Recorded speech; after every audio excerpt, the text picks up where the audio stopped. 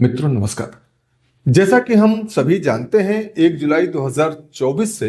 तीनों नए आपराधिक कानून लागू हो चुके हैं और अब जो नए आपराधिक मामले कोर्ट में दर्ज हो रहे हैं उन सब की प्रक्रिया नए कानून से संचालित हो रही है। भले ही वो आपराधिक घटना 1 जुलाई 2024 के पूर्व घटित हुई हो, लेकिन यदि उस पुरानी घटना के संबंध में 1 जुलाई 2024 के बाद कोर्ट में मामला दर्ज होगा तो उस मामले में सुनवाई की प्रक्रिया भारतीय नागरिक सुरक्षा संहिता 2023 के अनुसार ही होगी। पुरानी सीआरपीसी की मशहूर धारा 156(3), जिसको अब नए भारतीय नागरिक सुरक्षा संहिता यानी बीएनएसएस 2023 में धारा 173(4) कर दिया गया है। जी हाँ, पहले सीआरपीसी में एफआईआर दर्ज करवाने के लिए जो आवेदन मजिस्ट्रेट के कोर्ट में धारा 156(3) के तहत दी जाती थी, अब वह एप्लीकेशन भारतीय नागरिक सुरक्षा संहिता 2023 की धारा 173(4) 173 क्लास 4 के तहत मजिस्ट्रेट के कोर्ट में दी जाएगी और इसके बाद मजिस्ट्रेट द्वारा विचार करके उस पर विचार किया जाएगा और विचार करने के बाद भारतीय नागरिक सुरक्षा संहिता की धारा 175(3) 175 क्लास 3 के तहत एफआईआर दर्ज करने का आदेश पुलिस को दिया जाएगा।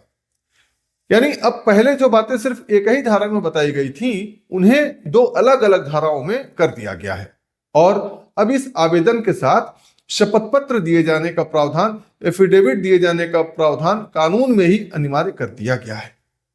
पहले शपथ पत्र का प्रावधान जो था वो कानून की धारा में नहीं था,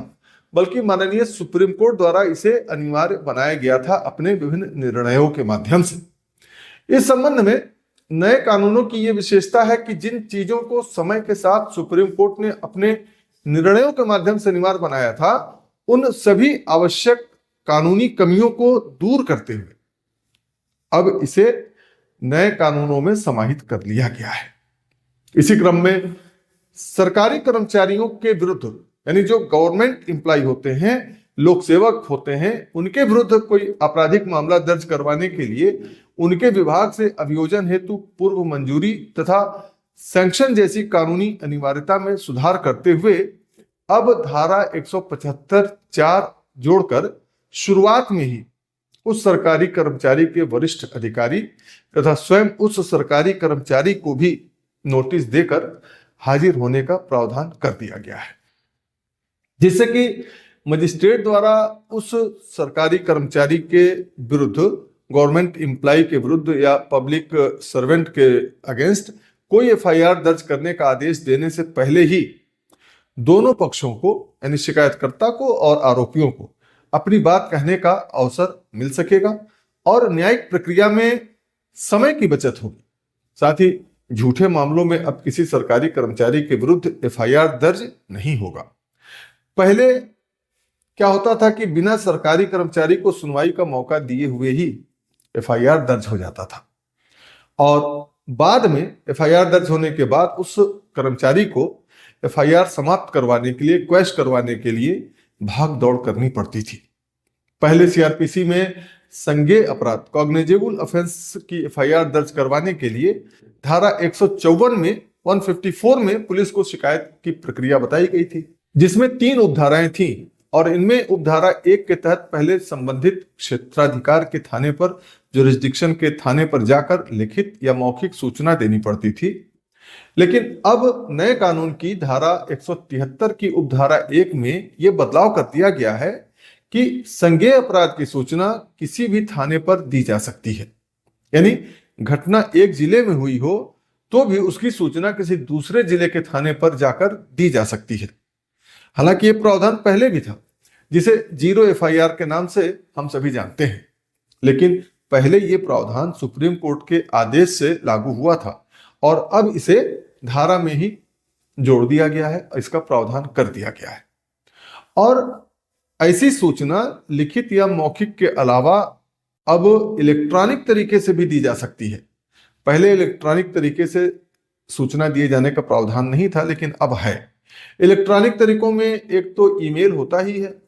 इसके अतिरिक्त व्हाट्सएप या मोबाइल पर टेक्स्ट मैसेज करके या ट्वीट करके या किसी घटना की वीडियो बनाकर भी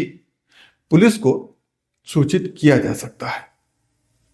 और उस पर पुलिस कार्रवाई कर सकती है। यदि पुलिस इस पर भी कार्रवाई नहीं करती है तो पहले सीआरपीसी की धारा 154 की उपधारा 3 के तहत वरिष्ठ पुलिस अधीक्षक को रजिस्टर्ड डाक से लिखित शिकायत प्रेषित किया जाता था, भेजा जाता था, और यदि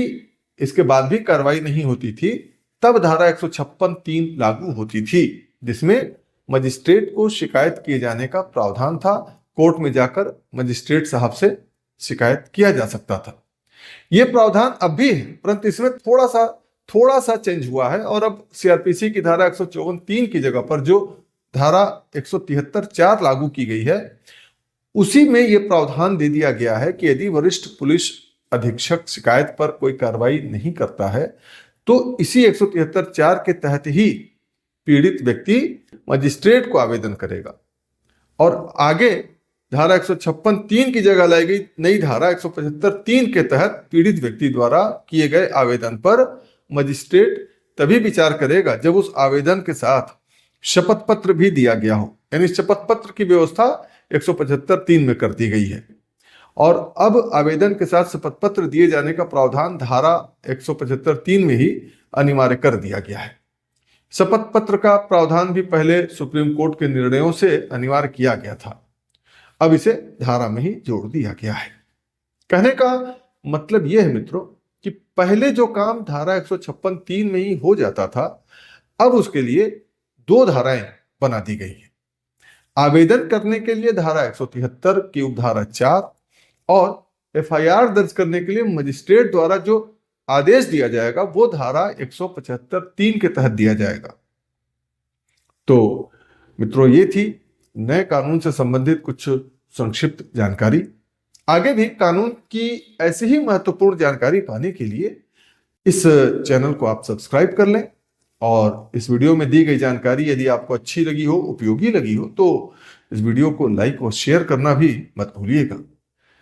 धन्यवाद।